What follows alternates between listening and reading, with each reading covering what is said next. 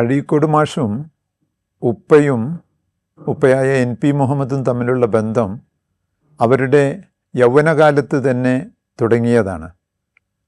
അഴീക്കോട് മാഷ് കോഴിക്കോട് നഗരത്തിൽ ദേവഗിരി കോളേജിൽ മലയാളം അധ്യാപകനായി ചേർന്ന കാലത്താണ് അത് ആരംഭിക്കുന്നത്. അതൊരടുത്ത ബന്ധമായിരുന്നതുകൊണ്ട് മാഷിൻ്റെ ഏറ്റവും പ്രധാനപ്പെട്ട സുഹൃത്തുക്കളിലൊന്നായി ഉപ്പ മാറി. അത് വീടുമായുള്ള ബന്ധമായി മാറി. കല്യാണം കഴിക്കാത്ത അഴീക്കോട് മാഷിന് സ്വാഭാവികമായും രുചികരമായ ഭക്ഷണവും ഒക്കെ കൊടുക്കാൻ എൻ്റെ ഉമ്മ ഉണ്ടായിരുന്നു. എൻ്റെ കുട്ടിക്കാലത്താണ് മാഷ് അവിടെ വരുന്നത്. ഞാൻ 5ാം ക്ലാസ്സിലോ 6ാം ക്ലാസ്സിലോ പഠിക്കുന്ന കാലത്ത് മാഷ് നേരത്തെ വന്നാൽ, രാവിലെ വന്നാൽ ഉപ്പ വരുന്നത് വരെ, അല്ലെങ്കിൽ ഉപ്പയെ കാത്തു നിൽക്കുന്ന സമയത്ത് ഞാനും ഏട്ടൻ അബ്ദുൽ നാസറും അഴീക്കോട് മാഷിൻ്റെ അടുത്തുണ്ടാകും. പലപ്പോഴും മാഷിൻ്റെ മടിയിൽ കയറിയിരിക്കും. മാഷ് കഥകൾ പറയും. അങ്ങനെ പറഞ്ഞ ഒരു വസ്തുവാണ് ആനയെ തേച്ച് കുളിപ്പിക്കുന്ന സോപ്പ്. അത് കണ്ടിട്ടുണ്ടോ എന്ന് ചോദിച്ചു. ആനയെ കണ്ടിട്ടുണ്ട്, പക്ഷെ ആനയെ തേച്ച് കുളിപ്പിക്കുന്ന സോപ്പ് കണ്ടിട്ടില്ല. ഞാനും ഏട്ടനും പറഞ്ഞു, എന്നാൽ അത് കാണണം. ഒരു കാര്യം ചെയ്യാൻ, ഞാൻ അടുത്ത തവണ വരുമ്പോൾ സോപ്പ് കൊണ്ടുവന്ന് തരാം.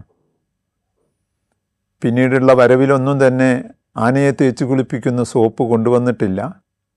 പക്ഷേ അത് വലിയൊരു സ്വപ്നമായി മനസ്സിൽ താലോലിക്കുകയാണ് ഞങ്ങൾ ചെയ്തത്. വലുതായപ്പോഴാണ് മനസ്സിലായത് അങ്ങനെ പ്രത്യേകിച്ചൊരു സോപ്പൊന്നുമില്ല എന്നുള്ളത്. ഉപ്പയുമായുള്ള ബന്ധം സുദൃഢമായൊരു ബന്ധമായിരുന്നു.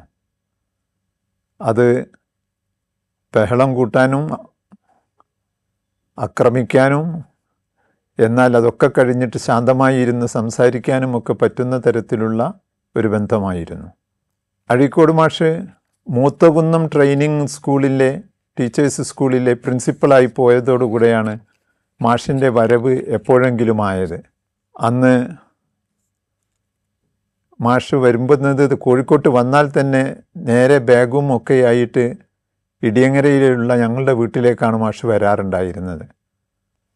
പിന്നീട് 1960കളിൽ കാലിക്കറ്റ് യൂണിവേഴ്സിറ്റിയിൽ അധ്യാപകനായി, HOD ആയി, മലയാളം വകുപ്പിൻ്റെ വകുപ്പ് തലവനായി. മാഷുമായുള്ള ഉപ്പയുടെ ബന്ധം കൂടുകയും ചെയ്തു. ഞങ്ങളുടെയും ഇടയ്ക്കിടയ്ക്ക് ആഴ്ചവട്ടത്തുള്ള വീട്ടിൽ ഉപ്പയെ തേടി വരുമായിരുന്നു. ഞാൻ ആ സമയത്ത് ഡിഗ്രി കഴിഞ്ഞ് MA സോഷ്യോളജിക്കോ MO മലയാളത്തിനോ ചേരണമെന്ന് വിചാരിച്ച് നിൽക്കുകയായിരുന്നു. ഉപ്പയോട് പറഞ്ഞു, അവൻ കാലിക്കറ്റ് യൂണിവേഴ്സിറ്റിയിൽ അപ്ലൈ ചെയ്യട്ടെ, സീറ്റ് കിട്ടുമായിരിക്കും. സീറ്റ് കിട്ടി. പക്ഷെ ഞാൻ ചേർന്നത് കേരള യൂണിവേഴ്സിറ്റി ഡിപ്പാർട്ട്മെൻറ്റിലെ സോഷ്യോളജി വകുപ്പിലാണ്. മലയാളം വേണ്ടെന്ന് വെച്ച് സോഷ്യോളജിക്ക് ചേർന്നു. അധ്യാപകനായി എനിക്ക് പ്രിയപ്പെട്ട അഴീക്കോട് മാഷ് വരാതിരിക്കാൻ അതൊരു കാരണമായി. ഇടയ്ക്ക് മാഷ് കാണുമ്പോൾ പറയും, നീ എന്നെ പേടിച്ച് തിരുവനന്തപുരത്ത് പോയി അല്ലേ, നിന്നെ എനിക്ക് ഒരു വിദ്യാർത്ഥിയായി കിട്ടിയില്ലല്ലോ എന്നുള്ളത് ഇങ്ങനെ ഇടയ്ക്ക് പറയുമായിരുന്നു. ഉപ്പയും അഴീക്കോട് മാഷും തമ്മിലുള്ള ബന്ധം, ആത്മസൗഹൃദം മറ്റാർക്കും തകർക്കാൻ സാധിക്കാത്തതാണ്. കാരണം എന്താണെന്ന് വെച്ചാൽ, ഇവർ സാഹിത്യപരമായ വിഷയങ്ങളിൽ കലഹിക്കുന്നത് കണ്ടാൽ ഇപ്പോൾ ഇവർ തല്ലിപ്പിരിയുമെന്ന് തോന്നും. ക്ലാസിക് സാഹിത്യവുമായി, സംസ്കൃത സാഹിത്യവുമായി അടുത്ത ബന്ധമുള്ള ഒരു എഴുത്തുകാരനായിരുന്നു അഴീക്കോട് മാഷ്. പ്രഭാഷകനായിരുന്നു മാഷ്. ഉപ്പയാകട്ടെ ആധുനിക സാഹിത്യവും ആംഗലേയ സാഹിത്യവുമാണ് കൂടുതൽ വായിക്കുന്നതും സംസാരിക്കുന്നതും. ചിലപ്പോൾ ഇവർ രണ്ടുപേരും സംസാരിക്കുമ്പോൾ രണ്ട് വഴികളിലിരുന്ന് പരസ്പരം ആശയം കൈമാറുന്നത്, അത് സ്വീകരിക്കുന്നത് കേട്ടിട്ടുണ്ട്, കണ്ടിട്ടുമുണ്ട്. മാഷ് മിണ്ടാതിരുന്ന് ഉപ്പ പറയുന്ന കാര്യങ്ങൾ ശ്രദ്ധയോടുകൂടി കേൾക്കും. മാഷ് പറയുന്നത് ഉപ്പയും കേൾക്കും. ഇംഗ്ലീഷ് സാഹിത്യത്തിൽ രണ്ടുപേരും വായിക്കുന്നവരാണെങ്കിൽ തന്നെയും ആധുനിക സാഹിത്യം ഉപ്പയുടെ ഒരു പ്രധാന വീഥിയായിരുന്നു. ആ വഴിയിലൂടെയാണ് മാഷിൻ്റെ ഹൃദയത്തിലേക്ക് ഉപ്പ കയറുന്നതും. ഇവർക്ക് രണ്ടു കൂട്ടർക്കും MT വാസുദേവൻ നായർക്കും മറ്റൊരു വായന കൂടി ഉണ്ടായിരുന്നു, ക്രൈം ത്രില്ലറുകൾ വായിക്കുക. ജെയിംസ് ബോണ്ട്, അഗത ക്രിസ്റ്റി തുടങ്ങിയവരുടെ കൃതികൾ ഉപ്പയും അഴീക്കോട് മാഷും പരസ്പരം കൈമാറുന്നതും വായിക്കുന്നതും കണ്ടിട്ടുണ്ട്. എന്നാൽ വായിച്ചതിനെക്കുറിച്ച് അത് പറയുന്നത് കേട്ടിട്ടില്ല. അതവരുടെ ഒരു വിനോദമായിരുന്നു, ഒരു എൻ്റർടൈൻമെൻറ്റിന് വേണ്ടിയാണ് അവർ MTയും ഈ പുസ്തകങ്ങൾ വായിച്ചത്, ഈ ക്രൈം ത്രില്ലറുകൾ വായിച്ചത് എന്നുള്ളത്, കുറ്റാന്വേഷണ കഥകൾ വായിച്ചത് എന്നുള്ളത് പിന്നീട് MTയും NPയും ഒക്കെ എഴുതിയിട്ടുണ്ട്. ഈ ആത്മസൗഹൃദത്തിന് അതുകൊണ്ട് തന്നെ പല തലങ്ങളുണ്ട്. ആശയങ്ങൾ കൈമാറുന്ന രണ്ട് ധിഷണാശാലികളുടെ സംയോജനം പലപ്പോഴും കാണാൻ സാധിക്കുന്നു. എന്നാൽ ഖണ്ഡന സാഹിത്യത്തിൻ്റെ പ്രതിനിധിയായി പ്രശോഭിക്കുന്ന അഴീക്കോട് മാഷ് അഭിപ്രായ വ്യത്യാസങ്ങൾ തുറന്നു പറയുന്നു. ഒരു കടൽ പോലെയാണ്, ഇവർ ശാന്തമായി ഒഴുകും, എന്നിട്ട് വളരെ അക്രമോത്സുകമായിട്ട് തിരമാലകൾ അടിച്ചുയരും. കുറച്ചു കഴിഞ്ഞ് അതൊക്കെ തീർന്ന് വീണ്ടും തിരമാലകൾ ശാന്തത തേടും. അഴീക്കോട് മാഷിൻ്റെ പ്രസംഗവും അതുപോലെ തന്നെ ആയിരുന്നല്ലോ. ഉച്ചസ്ഥായിയിലേക്ക് ആദ്യം തന്നെ പോകുന്നില്ല, മെല്ലെ തുടങ്ങുന്നു. മെല്ലെ തുടങ്ങുന്ന പ്രസംഗം അലയലികളോടുകൂടെ, നുരകളോടെ, പതകളോടെ കടന്നു പോകുന്നു. എന്നാൽ പെട്ടെന്ന് ആക്രമണോത്സുകത കാണിച്ചുകൊണ്ട് തിരമാലകൾ ആകാശത്തുയരുന്നു, ആഞ്ഞടിക്കുന്നു. അഴീക്കോട് മാഷ് പ്രസംഗത്തിൽ ആ ആഞ്ഞടിക്കുന്നതിൽ ഘട്ടത്തിൽ നിന്ന് താഴ്ന്ന ശാന്ത ഘട്ടത്തിലേക്ക് തന്നെ വരുന്നതും കാണാൻ സാധിക്കും. മാഷിൻ്റെ പ്രസംഗം ചെറുപ്പകാലത്ത് തന്നെ കേൾക്കാനിട വന്നിട്ടുണ്ട്. മാഷിൻ്റെ പ്രസംഗം ഇഷ്ടപ്പെടാത്ത ആളുകൾ ഉണ്ടാകുകയില്ല എന്നുള്ളത് കൊണ്ട് കേരളം കണ്ട പ്രാസംഗികന്മാരിൽ, പ്രഭാഷകരിൽ ഇന്നും ഉച്ചിയിൽ നിൽക്കുന്ന, ശിഖരങ്ങളിൽ നിൽക്കുന്ന ആളായി അഴീക്കോട് മാഷ് വർത്തിക്കുന്നുണ്ട്. അഴീക്കോട് മാഷ് നിരൂപകൻ എന്നുള്ള നിലയ്ക്ക് 1954 ആശാൻ്റെ സീതാകാവ്യം എന്ന പുസ്തകവുമായിട്ടാണ് വരുന്നത്. ആശാൻ അദ്ദേഹത്തിൻ്റെ പ്രിയപ്പെട്ട വിഷയമായിരുന്നു. ഒരിടയിൽ പറയുന്നത് ഞാൻ കേട്ടിട്ടുണ്ട്, എനിക്ക് ഏറ്റവും പ്രിയപ്പെട്ട എൻ്റെ ഗ്രന്ഥം ആശാൻ്റെ സീതാകാവ്യം തന്നെയാണ് എന്നുള്ളത്. 28 വയസ്സുള്ളപ്പോഴാണ് അദ്ദേഹം ആ ലേഖന സമാഹാരം ആശാനെക്കുറിച്ച് എഴുതിയത്. 1963 അദ്ദേഹം ശങ്കരക്കുറുപ്പ് വിമർശിക്കപ്പെടുന്നു എന്നുള്ള തൻ്റെ ഖണ്ഡന സാഹിത്യത്തിൻ്റെ അടിച്ച് തകർക്കുന്ന നിരൂപണ ശൈലിയുടെ പ്രതിഫലനവുമായി പ്രസിദ്ധീകരിച്ചു. ശങ്കരക്കുറുപ്പ് വിമർശിക്കപ്പെടുന്നു എന്നുള്ളത് മലയാളത്തിൽ അന്നേവരെയും ഉണ്ടാകാത്ത ഒരു സരണിയായിരുന്നു, ഒരു എഴുത്ത് രീതിയായിരുന്നു. തനിക്ക് പറയാനുള്ള അഭിപ്രായം, ആരുടെയും കൃതികളെക്കുറിച്ച് പറയുവാനുള്ള തൻ്റെ ഇടം അഴീക്കോട് മാഷ് യൗവനകാലത്ത് തന്നെ കാണിച്ചിട്ടുണ്ട് എന്നുള്ളതാണ് തെളിവ്. എന്നാൽ പലപ്പോഴും പറഞ്ഞു തെറ്റും. KP അപ്പനുമായി, പ്രസിദ്ധ നിരൂപകനായ KP അപ്പനുമായിട്ട് അഴീക്കോട് മാഷ് തെറ്റിയത് ഓർമ്മയുണ്ട്. ബാലചന്ദ്രൻ ചുള്ളിക്കോടുമായിട്ട് ഇതുപോലെ തന്നെ സൗഹൃദത്തിൽ നിന്ന് ശത്രുതയിലേക്ക് നീങ്ങി നിന്നത് കണ്ടിട്ടുമുണ്ട്. എന്നാൽ പിൽക്കാലത്ത് ബാലചന്ദ്രൻ ചുള്ളിക്കാട് അഴീക്കോട് മാഷിൻ്റെ പ്രിയ തോഴനായി മാറുകയാണ് ചെയ്തിട്ടുള്ളത്. KP അപ്പനുമായുള്ള നിരൂപണ വൈജാത്യം, വ്യത്യാസം അംഗീകരിച്ചുകൊണ്ട് മുന്നോട്ട് പോവുകയാണ് ചെയ്തിട്ടുള്ളത്. അഴീക്കോട് മാഷിനെ കോഴിക്കോട് നഷ്ടപ്പെടുന്നത് അദ്ദേഹത്തിൻ്റെ പ്രൊവൈസ് ചാൻസലറായി കഴിഞ്ഞതിന് ശേഷം പിന്നീട് അദ്ദേഹം കാലിക്കറ്റ് യൂണിവേഴ്സിറ്റിയുടെ ജോലിയിൽ നിന്ന് വിരമിച്ചത് സമയത്താണ്. തൃശ്ശൂരിലേക്ക് പോവുകയായിരുന്നു.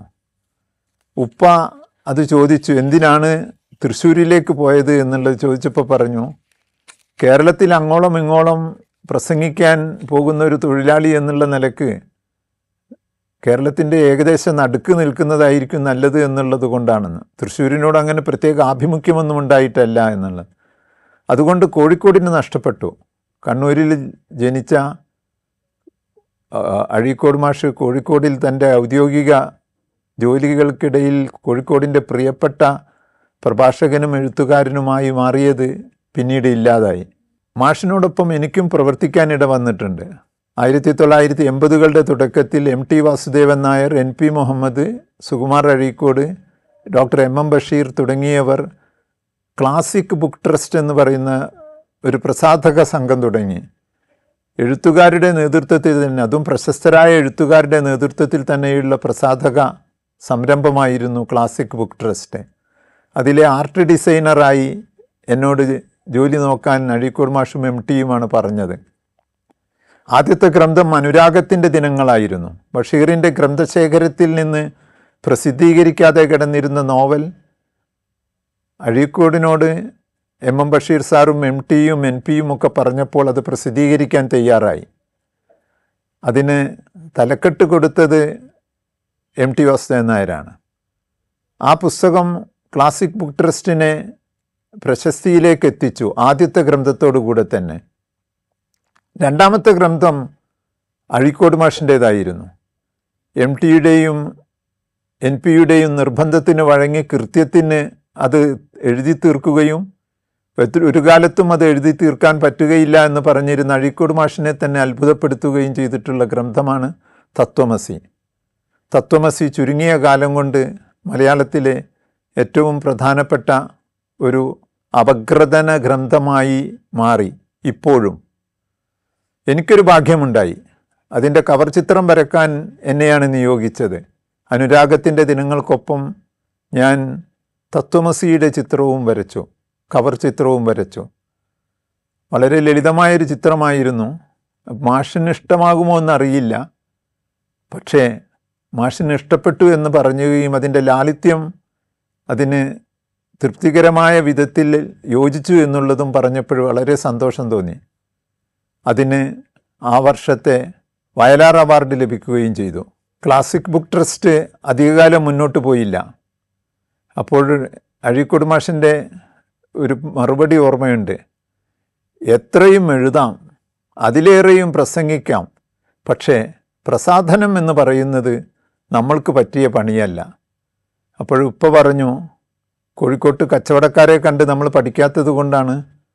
അപ്പോൾ പറഞ്ഞു, നമ്മുടെ രക്തത്തിൽ കച്ചവടത്തിൻ്റെ മണ്ണില്ല, കച്ചവടത്തിൻ്റെ രക്തമില്ല, നമ്മുടെ രുചിയിൽ കച്ചവടത്തിൻ്റെ രുചിയില്ല, അതുകൊണ്ട് തന്നെ ഈ പണി നമുക്ക് നിർത്താം എത്രയും നേരത്തെ എന്നുള്ളതാണ്. 2 കൊല്ലം കൊണ്ടത് നിന്നു പോവുകയും ചെയ്തു. അഴീക്കോട് മാഷ് ചെറുപ്പക്കാരുടെ ശബ്ദം കേൾക്കാറില്ല എന്നുള്ളത് പലപ്പോഴും പറയുന്ന ആരോപണമാണ്. എൻ്റെ അനുഭവം, വ്യക്തിപരമായ അനുഭവം മറിച്ചാണ്. മാഷിനോട് തർക്കിക്കാം. മാഷിന് കുട്ടികളുടെ താഴെയുള്ള ആളുകളുടെ കാര്യങ്ങൾ കേൾക്കുവാൻ മനസ്സും കാണിക്കാറുണ്ട്. പക്ഷേ യോജിപ്പില്ലാത്ത സന്ദർഭങ്ങൾ വരുമ്പോൾ പൊട്ടിത്തെറിക്കുന്നു എന്ന് മാത്രം. ആ പൊട്ടിത്തെറി കുറച്ച് കഴിഞ്ഞിട്ടുണ്ടെങ്കിൽ മാറിപ്പോവുകയും ചെയ്യുന്നു. അവസാന കാലത്ത് അഴീക്കോട് മാഷ് ഒരു വർത്തമാനം ദിനപത്രത്തിൻ്റെ മുഖ്യ പത്രാധിപരായി മാറി. ഉപ്പയുടെ നിർബന്ധം കാരണമാണ് അഴീക്കോട് മാഷ് അതിൻ്റെ മുഖ്യ പത്രാധിപത്യം ഏറ്റെടുത്തത്. NP ഉണ്ടല്ലോ എന്ന് പറഞ്ഞു. വർത്തമാനപത്രം പുറത്തിറങ്ങും മുമ്പ് തന്നെ ഉപ്പ മരിച്ചു. വർത്തമാനം ദിനപത്രം പ്രസിദ്ധീകരിക്കുന്നതിന് മുമ്പ് തന്നെ ഉപ്പ ഈ ലോകത്തോട് വിട പറഞ്ഞു. 2003 തന്നെ പത്രം തുടങ്ങുകയും ചെയ്തു. അപ്പോഴൊക്കെയും പറയും, ഈ വലിയ ഭാരം എന്നെ ഏൽപ്പിച്ച് NP തന്ത്രത്തിൽ കടന്നുപോയതാണ് എന്നുള്ളത്. ഒരു എഴുത്തുകാരൻ എന്നുള്ള നിലയിൽ പിൽക്കാലത്ത് സാഹിത്യ സംബന്ധമായ കാര്യങ്ങളിൽ നിന്ന് വിട്ടുമാറി സാംസ്കാരിക രാഷ്ട്രീയ കാര്യങ്ങളിൽ ഒരു നിരീക്ഷകനും ഒരു അപഗ്രഥനം നടത്തുന്ന ആളുമായിട്ടാണ് അഴീക്കോട് മാഷ് മാറിയത്. അതൊരു പുതിയ ശബ്ദമായിരുന്നു, അതൊരു പൊതു മനസ്സായിരുന്നു. ഒരു പബ്ലിക് സ്പേസിൽ നിന്ന് മലയാളിക്ക് വേണ്ടി, ഇന്ത്യക്കാരന് വേണ്ടി സംസാരിക്കുകയായിരുന്നു അഴീക്കോട് മാഷ്. അഴീക്കോട് മാഷ് ഏത് വിധത്തിലുള്ള സദസ്യർക്കും ഇഷ്ടകരമായ തരത്തിൽ, ആവേശകരമായ തരത്തിൽ കേൾക്കാൻ സാധിച്ചിട്ടുണ്ട്. മാഷിൻ്റെ ഗ്രന്ഥങ്ങൾ പലതും പുറത്തിറങ്ങി. ആകാശം നഷ്ടപ്പെടുന്ന ഇന്ത്യ എന്ന് പറഞ്ഞൊരു പുസ്തകം വരാനിരിക്കുന്ന ഇന്ത്യയെക്കുറിച്ചിട്ടുള്ള മുന്നറിയിപ്പ് നൽകുന്നതായിരുന്നു. അഴീക്കോട് മാഷിൻ്റെ ഭയത്തോടു കൂടി തന്നെ കണ്ട ആ നഷ്ടപ്പെടുന്ന ആകാശം പിന്നീട് ഇന്ത്യൻ രാഷ്ട്രീയ രംഗത്ത് വന്നപ്പോൾ ക്രാന്തദർശിയായ ഒരു എഴുത്തുകാരനെയാണ് എനിക്ക് കാണാൻ സാധിച്ചിട്ടുള്ളത്. 25ലധികം ഗ്രന്ഥങ്ങൾ എഴുതിയിട്ടുള്ള അഴീക്കോട് മാഷ് ഇപ്പോഴും പ്രിയപ്പെട്ട വായനക്കാർക്ക് ഒരു അറിവിൻ്റെയും അപഗ്രഥനത്തിൻ്റെയും പണിയാളായി നിലകൊള്ളുന്നു എന്നുള്ളതാണ് വാസ്തവം. മാഷ് പോയത് മലയാളി മനസ്സിനെ ഏൽപ്പിച്ച ഒരു ക്ഷതമാണ്, ഒരു മുറിവാണ്. പൊതുമനസാക്ഷിയെ എന്ന് പറയാവുന്ന തരത്തിൽ നിഷ്പക്ഷമായ രീതിയിൽ പലപ്പോഴും കാര്യങ്ങൾ അപഗ്രഥിക്കുന്നത്, രാഷ്ട്രീയ കാര്യങ്ങളിൽ ചിലപ്പോൾ പക്ഷം പിടിച്ചിട്ടുണ്ടെങ്കിൽ തന്നെയും ആദ്യം ഗാന്ധിയനും പിന്നീട് ഇടതുപക്ഷ സഹയാത്രികനുമൊക്കെ മാറിയിട്ടുണ്ടെങ്കിൽ തന്നെയും പറയുന്ന കാര്യങ്ങൾ കേൾക്കുമ്പോൾ ഇത് തെറ്റല്ല എന്ന് തോന്നുന്ന തരത്തിൽ അവതരിപ്പിക്കുവാൻ കഴിഞ്ഞ പ്രഭാഷകനാണ് അഴീക്കോട് മാഷ്. അഴീക്കോട് മാഷിൻ്റെ തിരോധാനം, മരണം ഒഴിച്ചുകൂടാനാകാത്ത ഒരു അവസ്ഥയായി മാറുന്നത്, അതുപോലെ കാര്യങ്ങളെ കാണുവാനും നിരീക്ഷിക്കുവാനും വിശകലനം നടത്തുവാനും പറ്റുന്ന ആരുമില്ലല്ലോ എന്നുള്ളതാണ്. ആനയെ തേച്ച് കുളിപ്പിക്കുന്ന സോപ്പ് ഇപ്പോഴും മനസ്സിലുണ്ട്. അത് സാഹിത്യത്തിനും തത്വശാസ്ത്രങ്ങൾക്കും സിദ്ധാന്തങ്ങൾക്കും ഒക്കെയും തന്നെയും കൊടുക്കാവുന്ന ഒരു വലിയ കൽപ്പനയാണ്, രൂപകൽപ്പനയാണ് എന്നുള്ള മനസ്സോടുകൂടെ ഇന്നും അഴീക്കോട് മാഷിനെ ഓർക്കുന്നു. മാഷ് എപ്പോഴെങ്കിലും ആനയെ തേച്ച് കുളിപ്പിക്കുന്ന സോപ്പ് കൊണ്ടുതരാതിരിക്കില്ല എന്ന മനസ്സോടെ കാത്തിരിക്കുന്നു മാഷിനെ.